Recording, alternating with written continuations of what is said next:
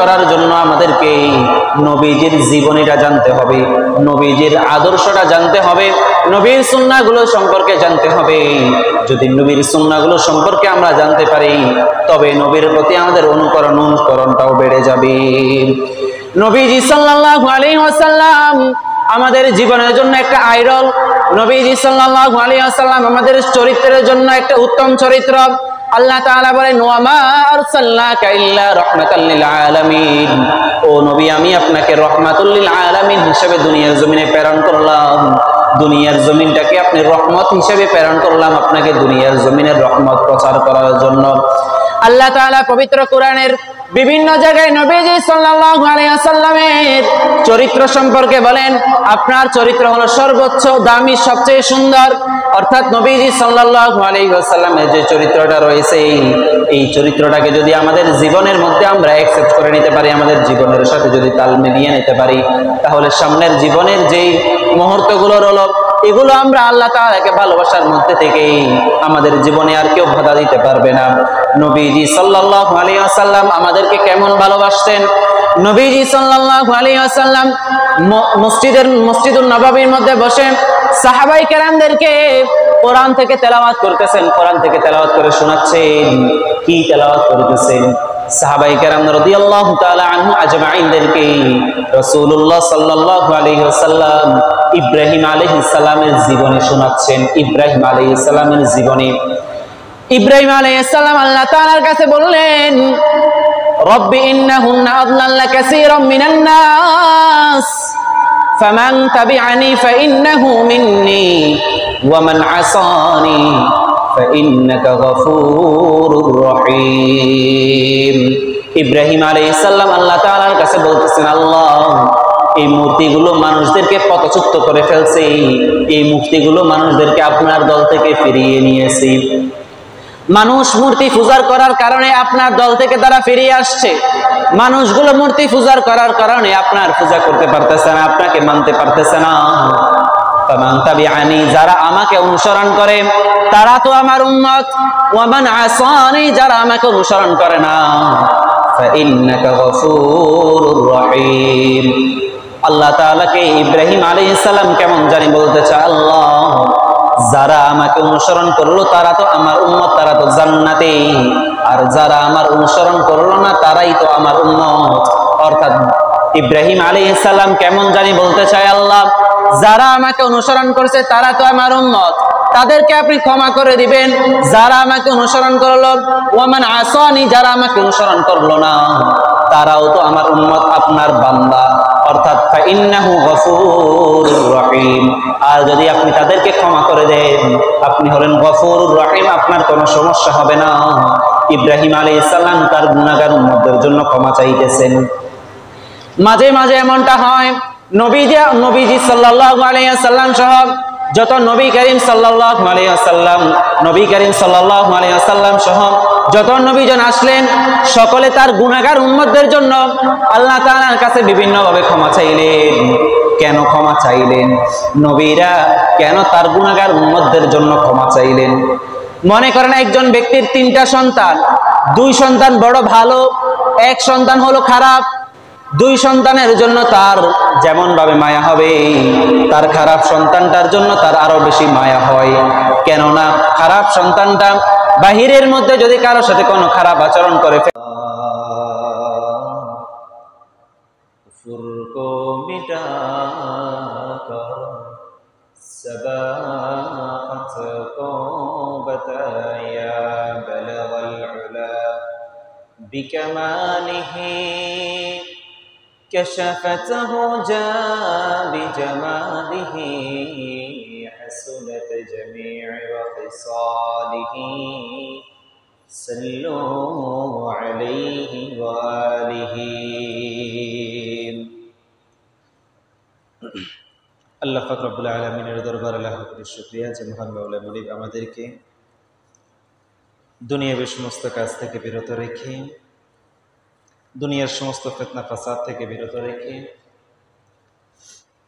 সপ্তাহের শ্রেষ্ঠ দিন জুমার দিন আল্লাহ পাক রব্বুল আলামিনের ঘর মসজিদে এসে জুমার নামাজ আদায়ের উদ্দেশ্যে আল্লাহ রাব্বুল আলামিনের ঘরে আসার তৌফিক দান করেছেন।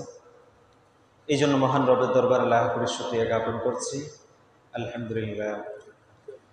লক্ষ কোটি দুরূদ সালামের হাদিয়া আকায়ে নাম তাজাদার মদিনা সৈয়দুল মুরসালিন ইমামুল মুরসালিন রাহমাতুল লিল আলামিন শফিউল মুজনিবিন রাহমাতুল লিল আলামিন সাকিয়ে কাউসার মদিনা কা তাজদার হযরত মুহাম্মদুর রাসূলুল্লাহ সাল্লাল্লাহু আলাইহি ওয়াসাল্লামের পবিত্র জদ্দার সাল্লাল্লাহু আলাইহি ওয়াসাল্লাম। মহান রব্বে কারীম রব্বুল আলামিনের দরবারে এই জন্য লাখ কোটি শুকরিয়া আবারও জ্ঞাপন করছি যে মহান মাওলা মুরিদ আমাদেরকে দুনিয়া ফিতনা ফাসাদের যুগে, এমন একটা যুগ যে যুগের মধ্যে আমরা আসলে চিন্তাও করতে পারি না যে কোন দলের মধ্যে আমি যাব।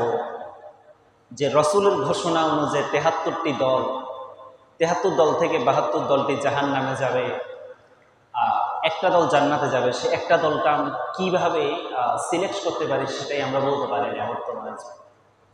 অর্থাৎ রাসূলুল্লাহ সাল্লাল্লাহু আলাইহি ওয়াসাল্লামের ভবিষ্যৎবাণী অনুযায়ী যে কিয়ামতের আগে মানুষ ঈমানকে ধরে রাখাটা এতটাই কষ্টকর হয়ে যাবে যে আগুন হাতের মধ্যে ধরে রাখাটা যেমন কষ্ট হবে, ঈমান ধরে রাখা কিয়ামতের আগে এতটাই কষ্ট হয়ে যাবে। ঠিক এই মুহূর্তে আমরা বর্তমানে যে বিষয়গুলো দেখতে পাচ্ছি সে বিষয়গুলো কিন্তু এরকমই কিছুটা। যেমন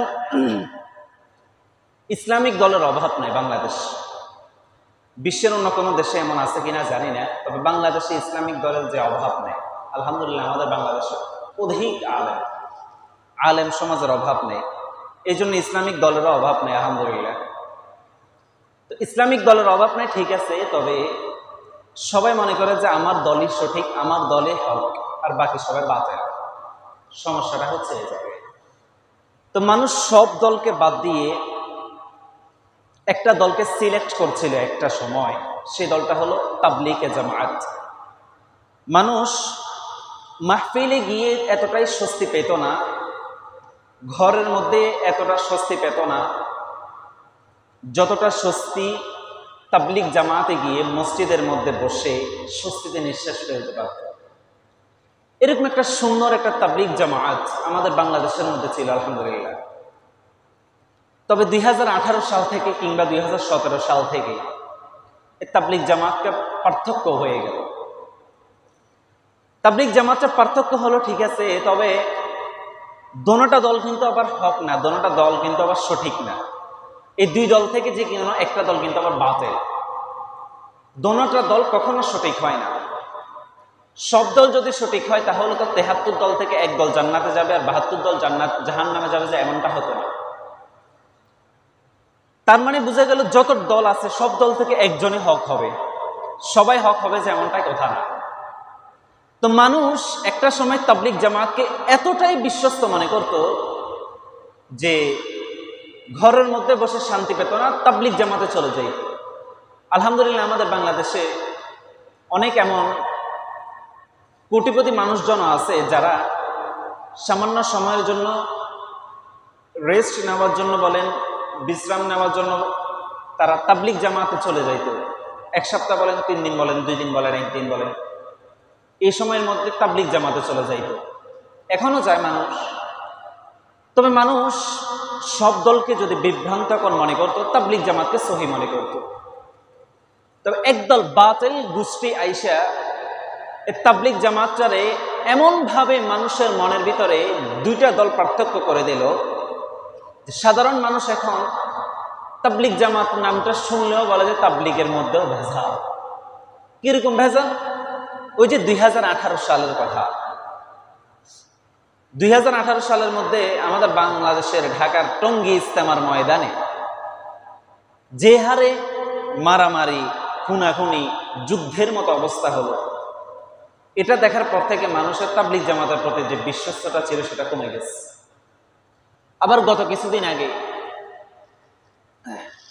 সরওয়ার্দী উদ্যানের মধ্যে যে আমাদের বিশাল একটা জামাত হইল, এই বিশাল জামাতটাকে দেখে অনেকের মনের মধ্যে যারা বাতিল তাদের মনের ভিতরে আতঙ্কটা ঢুকে গেছিল। তো এরা একে অপরের বিরুদ্ধে যে সময় যুদ্ধটা ঘোষণা করে, তো মানুষ ওই সময় চিন্তা করে যে আলেমের বিপক্ষে যদি যুদ্ধ ঘোষণা করে তো আমরা সাধারণ পাবলিকরা যাব কোথায়?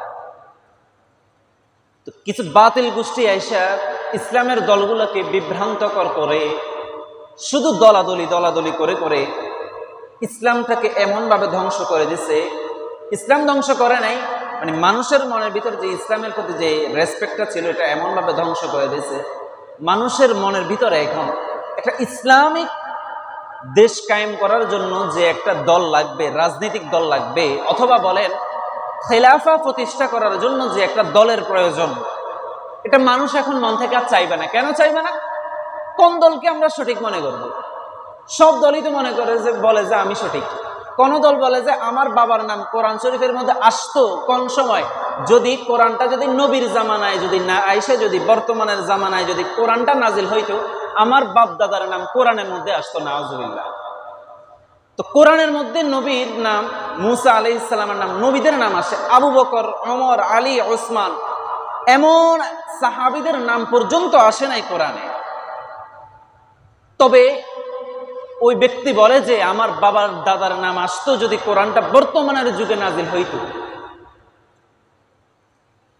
মানে আল্লাহ তাআলা 10 জন আশারায়ে মুবাশশিরা, যাদেরকে আল্লাহ তাআলা দুনিয়ার জমিনে জান্নাতের সার্টিফিকেট দিয়ে দিলেন, এদের নাম পর্যন্ত আল্লাহ কোরআনে আনেন না।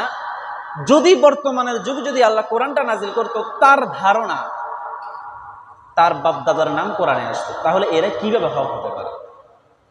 যারা মনে করে যে তাদের বাপদাদার যে ইসলামটা, তাদের বাপদাদারা যেভাবে ইসলামটা পালন করছে এটাই তাদের ধর্ম, কোরআন আমাদের ধর্ম শিখাবে না, বাপদাদারা আমাদের ধর্ম শিখাবে, এদের থেকে বাংলাদেশের মানুষ খেলাফা আশা করা যায় না।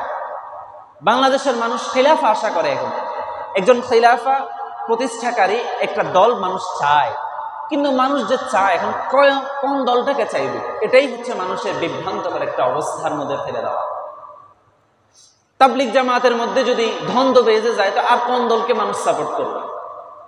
একদল আয়েশা বলবে, বাতিল গোষ্ঠী আয়েশা বলবে মুসা আলাইহিস সালামকে আল্লাহ তাআলা নবী হিসেবে পাঠালেন না, আল্লাহ তাআলা নবীদের মধ্যে নবীরা কিছু ভুল করছে, এই জন্য আল্লাহ তাআলা নবীদেরকে শাস্তি দিলেন। যারা বলবে এসব কথা, এরা কিভাবে হক হতে পারে?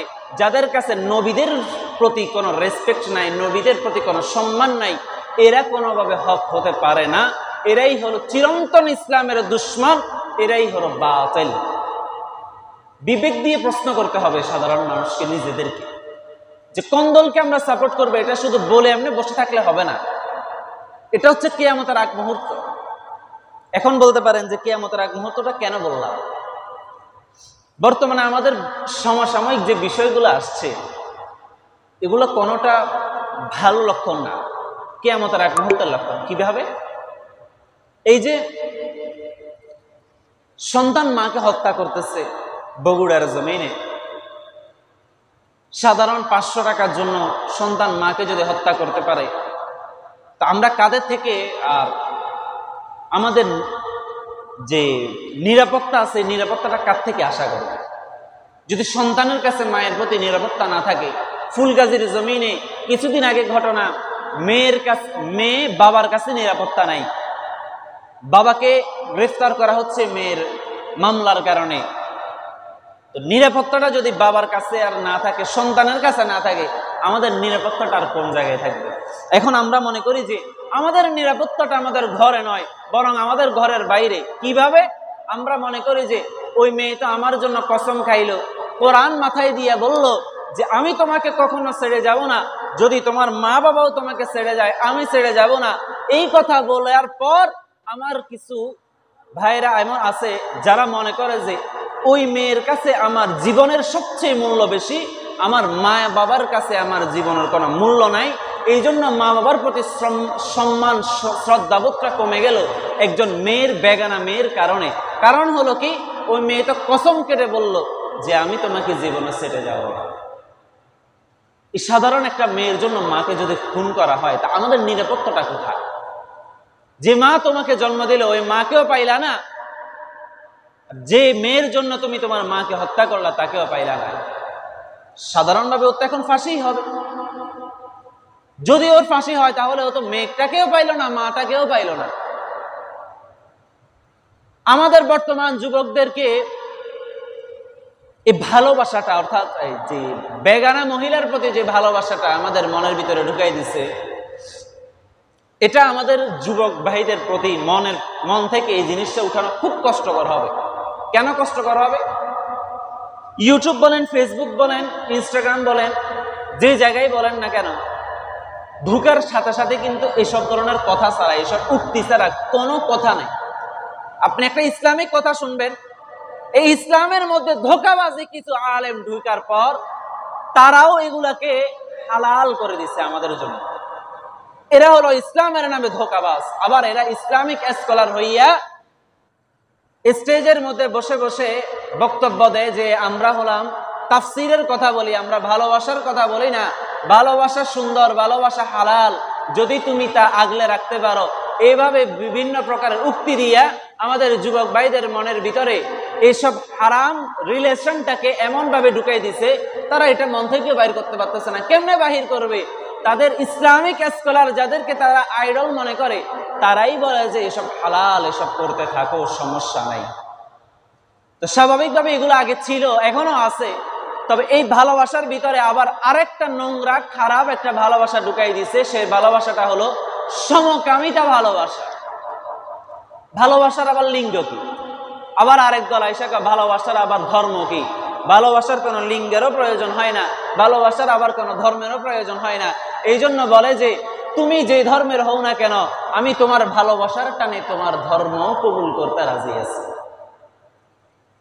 ভালোবাসার কোনো লিঙ্গ হয় না, সমকামিতা করা যায়, যেটা সমস্যা না। অথচ কিন্তু আল্লাহ লূত আলাইহিস সালামের কওমকে, লূত আলাইহিস সালামের গোত্রকে সমকামিতার জন্য ধ্বংস করে দিলেন তাদেরকে। আর এই সমকামিতা বর্তমানে আমাদের বাংলাদেশের মধ্যেও এসে পড়েছে, আর আমরা এটাকে সুন্দরভাবে অ্যাকসেপ্ট করে নিচ্ছি। এটা কোনো সমস্যা না। কেন সমস্যা হবে? ভালোবাসা তো ভালোবাসা, ভালোবাসা তো হালাল, ভালোবাসা তো হালাল বলে আমরা চালিয়ে দিচ্ছি। বর্তমানে আমাদের মাথার ভিতরে, আমাদের মেজাজের ভিতরে হারাম কাজগুলোকে এমন ভাবে ঢুকে দেওয়া হচ্ছে, আমরা এই হারাম কাজগুলো থেকে বের হয়ে আসাটা অনেক কষ্টকর হবে। এই যে বাংলাদেশের জমিনে যদি ইসলামটা কায়েম না হয়, কোন সময় ইসলাম কায়েম হবে যদি বর্তমানের জামানায় যদি ইসলামিক আমরা যদি দৃষ্টিগুলো না দিই, কোরআনের অনুযায়ী যদি আমাদের পরিবারগুলোকে, রাষ্ট্র সমাজকে না চালাই, এমন একটা সময় আসবে মানুষ গুনার কাজকে আর গুনাহের কাজই মনে করবে না। কিভাবে মনে করবে মানুষ গুনাহের কাজকে গুনাহ? একজন সমকামিতা, যে সমকামিতা প্রমোট করে, তাকে আমরা উপদেষ্টা হিসেবে দেখতে পাচ্ছি। যে ব্যক্তির স্ত্রী জেনার কাজের মধ্যে লিপ্ত থাকে, যার দ্বারা জেনার কাজগুলো হয়, অর্থাৎ ডিরেক্টর যাকে বলা হয়, এরকম একটা জেনার কাজের ডিরেক্টরকে আমরা আমাদের উপদেষ্টা হিসেবে দেখতে পাচ্ছি। তো আমরা এটা থেকে চিন্তা করা দরকার, কোন জায়গায় আমাদের দেশ যাচ্ছে, কোন জায়গায় আমাদের সমাজগুলো যাচ্ছে। এমন একটা জায়গায় আমরা আমাদের দেশটাকে ছেড়ে দিলাম, যারা গুনাহের কাজকে আর গুনাহি মনে করবে না। একটা সময় বলবে যে পার্কে পার্কে আড্ডা দেওয়া লাগবে না, রাস্তাঘাটে আড্ডা দাও, কোনো সমস্যা নেই। ওই সময় মানুষ ইসলামের কথা শুনবে না। কিভাবে শুনবে? খেলাফতটাই তো কোনো ইসলামিক খেলাফাই আমরা প্রতিষ্ঠা করতে পারলাম না, আমরা কায়েম করতে পারলাম না। আমরা তো এমন একটা রাষ্ট্র ব্যবস্থা কায়েম করে দিলাম যেটার মধ্যে ইসলামিক কোনো কালচার নাই, বরঞ্চ পশ্চিমাদের কালচার ঢুকাইয়া আমরা আমাদের বর্তমানের যুবক যুবতী সহ আমাদের বর্তমানে যে তরুণ প্রজন্ম আছে, আমরা এদের মনের ভিতরে ঢুকাই দিচ্ছি। আমরা মানুষ থেকে আসি নাই, আমরা বানর থেকে আসলাম। হারাম কাজ কোনো, এগুলো রিলেশন করাটা কোনো হারাম কাজ নয়। আবার ভালোবাসার আবার লিঙ্গ কি হয়, ভালোবাসার ধর্ম কি হয়, এগুলো যদি আমাদের মাথার ভিতরে, মেজাজের ভিতরে, মনের ভিতরে ঢুকাইয়া দেওয়া হয়, একটা সময় এমন আসবে আমাদের ছেলে মেয়েগুলো, আমাদের তরুণ প্রজন্মগুলো রাস্তাঘাটে আড্ডা দিতেও আর তাদের লজ্জাবোধ থাকবে না। কেননা আমাদের রাষ্ট্রই তো আমাদেরকে শিক্ষা দিল, আমাদের বই আমাদেরকে শিক্ষা দিচ্ছে, আমাদের শিক্ষা ব্যবস্থা আমাদেরকে শিক্ষা দিচ্ছে। এগুলো কোনো গুনাহের কাজ না, এগুলাই হলো আসল কাজ, এগুলাই তোমাদের জীবন। আমাদেরকে আমাদের দিক থেকে সতর্ক হতে হবে, না হয় কিয়ামতের আর বেশি দেরি নেই। আমরা যদি আমাদের দিক থেকে সতর্ক না হই, তাহলে আমাদেরকে কেউ সতর্ক করার মতো অবস্থা নেই। তো যাই হোক প্রিয় ভাইরা, আমরা নিজেদের মধ্যে থেকে, নিজেদের মেজাজের মধ্যে এসব হারাম কাজগুলো থেকে নিজেদের মেজাজকে বাঁচিয়ে রাখার জন্য চেষ্টা করতে হবে। তো আমি আপনাদের খেদমতে কোরআনুল কারীমের একটা আয়াত তেলাওয়াত করলাম।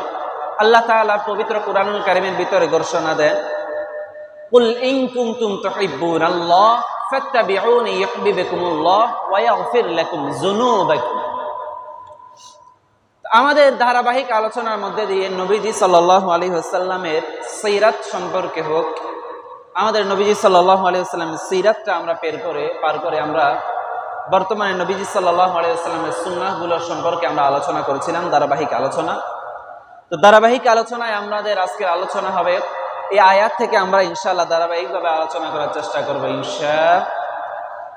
আল্লাহ তাআলা পবিত্র কোরআনের ভিতরে ইরশাদ করেন, কুল ইন কুনতুম তুহিব্বুনাল্লাহা ফাত্তাবিউনি ইউহিব্বুকুমুল্লাহ ওয়া ইয়াগফির লাকুম যুনুবাকুম ওয়াল্লাহু গফুরুর রহিম।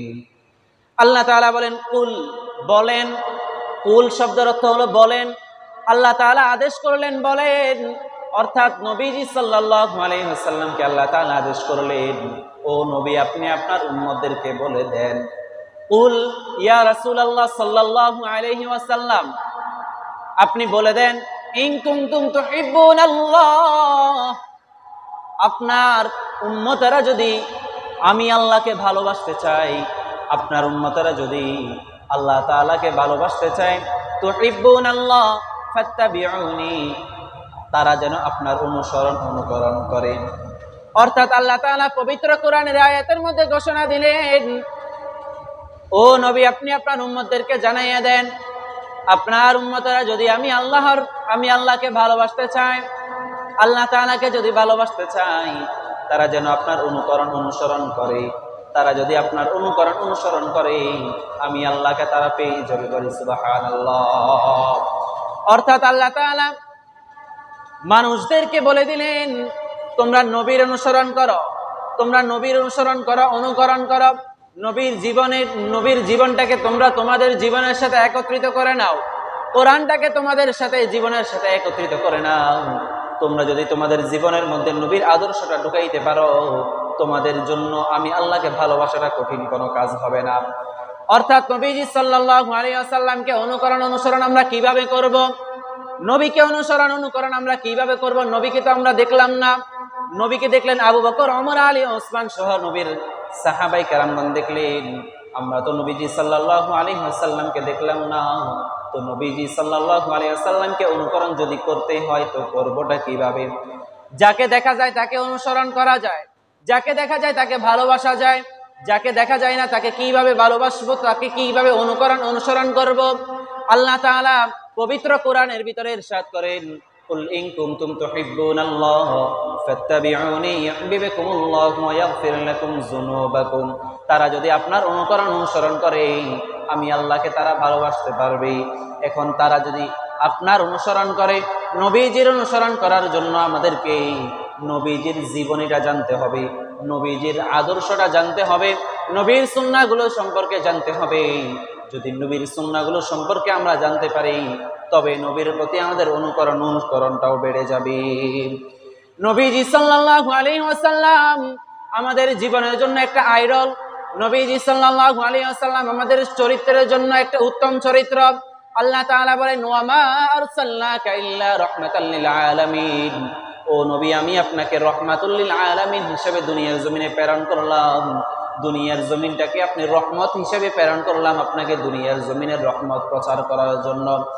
আল্লাহ তাআলা পবিত্র কোরআনের বিভিন্ন জায়গায় নবীজি সাল্লাল্লাহু আলাইহি ওয়াসাল্লামের চরিত্র সম্পর্কে বলেন, আপনার চরিত্র হলো সর্বোচ্চ দামি, সবচেয়ে সুন্দর।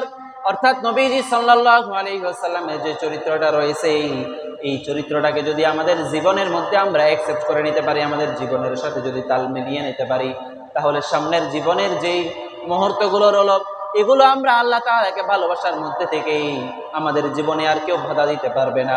নবীজি সাল্লাল্লাহু আলাইহি ওয়াসাল্লাম আমাদেরকে কেমন ভালোবাসতেন?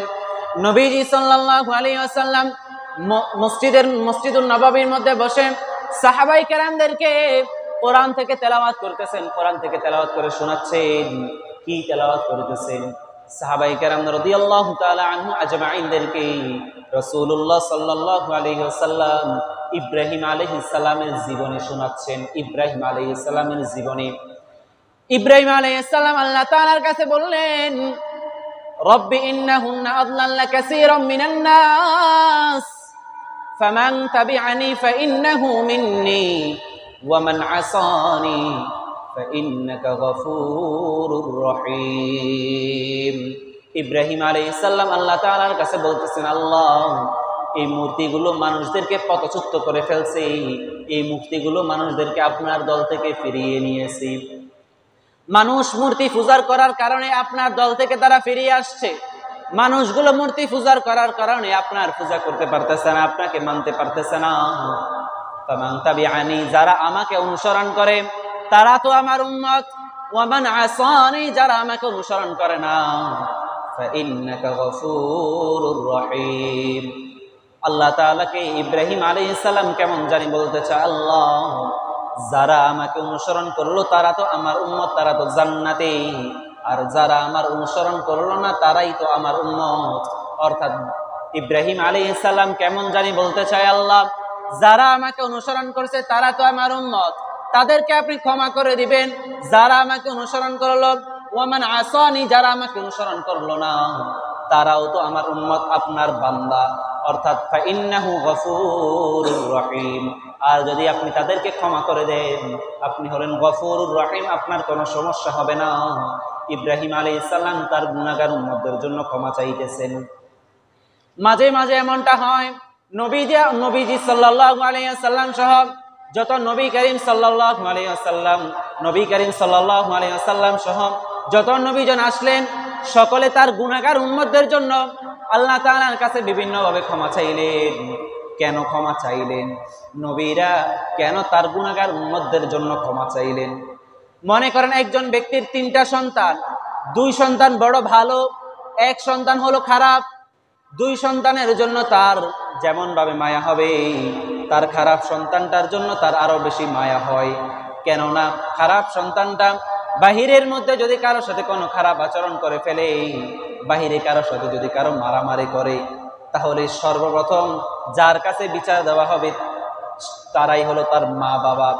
অর্থাৎ মা বাবা সব সময় খারাপ সন্তান যার জন্য চিন্তা বেশি হয়, কারণ খারাপ সন্তানটা কোন সময় কোন জায়গায় কি করে আসে, এই জন্য খারাপ সন্তানটার জন্য তার বেশি মায়া হয় ভালো সন্তানদের চেয়ে বেশি। এইভাবে নবীরা তাদের উম্মতদের জন্য, যারা ভালো উম্মত তাদের জন্য তো চাইতে নেই, যারা খারাপ উম্মত, যারা গুনাহগার তাদের জন্য আরো বেশি বেশি চাইতেন। ইব্রাহিম আলাইহিস সালাম আল্লাহকে বলে, আল্লাহ, যারা আমার অনুসরণ করে তারা তো আমার উম্মত, তাদেরকে তো আপনি মাফ করে দিবেন, তাদেরকে তো আপনি ক্ষমা করে দিবেন। আর যারা গুনাহগার, যারা আমার অনুকরণ করে না, তারাও আমার উম্মত, আপনি তাদেরকেও মাফ করে দেন। নবীজি সাল্লাল্লাহু আলাইহি ওয়াসাল্লাম ইব্রাহিম আলাইহিস সালামের এই কাহিনীটা শুনালেন। এরপরে ঈসা আলাইহিস সালামের কাহিনীটা শুনালেন।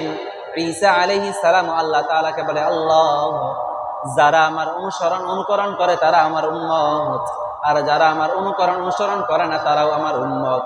আপনি আপনার রহমত নামের উসিলায়, গফুর নামের উসিলায়, রহিম নামের উসিলায় আপনি আমার খারাপ উম্মত, যারা গুনাহগার উম্মত, এদেরকে আপনি মাফ করে দেন।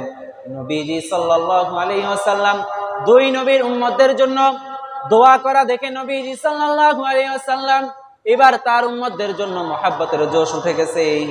নবীজি সাল্লাল্লাহু আলাইহি ওয়াসাল্লাম আল্লাহর দিকে, আকাশের দিকে 2টা হাত তুলে এবার বলে, ইয়া উম্মতি, আল্লাহ, আপনি আবার উম্মত উম্মত। নবীজি সাল্লাল্লাহু আলাইহি ওয়াসাল্লাম শুধু বলে, আল্লাহ, আমার উম্মত আমার উম্মত। আল্লাহ তাআলা জিবরাইল আমিন আলাইহিস সালামকে পাঠিয়ে দিলেন আমার উম্মতের জন্য। নবীজি সাল্লাল্লাহু আলাইহি ওয়াসাল্লাম তার উম্মতের জন্য কি বলতে চায় জেনে আসেন। জিবরাইল আমিন আলাইহিস সালাম তার নবীজি সাল্লাল্লাহু আলাইহি ওয়াসাল্লামের কাছে আসলেন, ও নবী, আপনি আপনার উম্মতের জন্য কি বলতে চান? আল্লাহ তাআলা বললেন আপনি জানানোর জন্য। নবীজি সাল্লাল্লাহু আলাইহি ওয়াসাল্লাম বলেন, আল্লাহ তাআলাকে বলেন আল্লাহ তাআলা যেন আমার উম্মতদেরকে মাফ করে দেয়। আল্লাহ তাআলাকে বলেন আল্লাহ তাআলা যেন কিয়ামতের ময়দানে আমার উম্মতদেরকে মাফ করে জান্নাতের মধ্যে ঢুকাইয়া দেয়। এইবার আল্লাহ তাআলা বললেন, ও নবী, আমি আপনাকে কিয়ামতের ময়দানে এমন একটা শক্তি দিব, এমন একটা আপনাকে সামর্থ্য দেব, যে শক্তিটা দিয়ে আপনি আপনার গুনাহগার উম্মতদেরকে জান্নাতের মধ্যে ঢুকাইতে পারবেন। কেননা নবীজি সাল্লাল্লাহু আলাইহি ওয়াসাল্লাম তার জীবনের মধ্যে যত কষ্ট, যত মুজাহাদা, যত কষ্ট করলেন, এই কষ্টের মধ্যে কখনো তিনি নিজের জন্য কোনো কিছু আল্লাহ তাআলার কাছে চান নাই। নবীজি সাল্লাল্লাহু আলাইহি ওয়াসাল্লাম তাইফের ময়দানে ইসলামের দাওয়াত প্রচার করার জন্য গেলেন।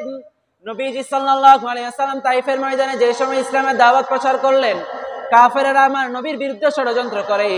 কাফেরের ছোট ছোট বাচ্চাগুলো আমার নবীর বিরুদ্ধে ষড়যন্ত্র করে, তারা আমার নবীর বিরুদ্ধে ষড়যন্ত্র করার মাধ্যমে পাথর নিক্ষেপ করে আমার নবীর পিঠের উপর।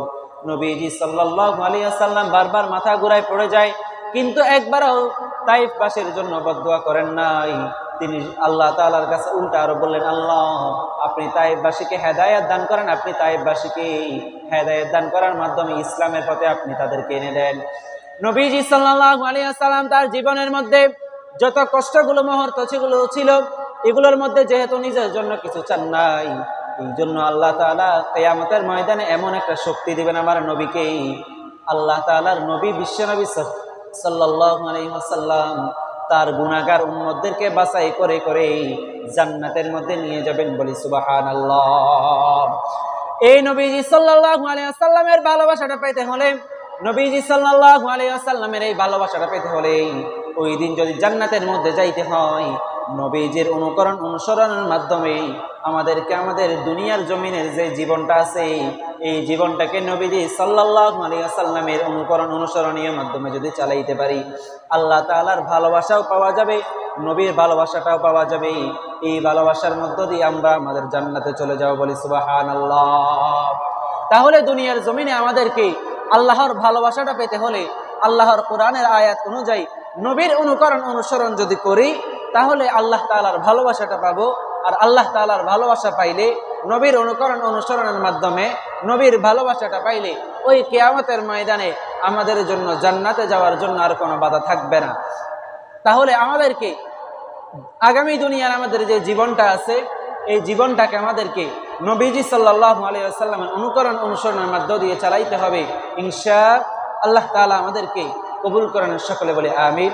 ওয়া মা তাওফীক ইল্লা বিল্লাহ, আলাইহি তাওয়াক্কালতু ইলাইহি উনীব। আসসালামু আলাইকুম ওয়া রাহমাতুল্লাহি ওয়া বারাকাতুহু। যারা সুন্নাত পড়েন না সুন্নাত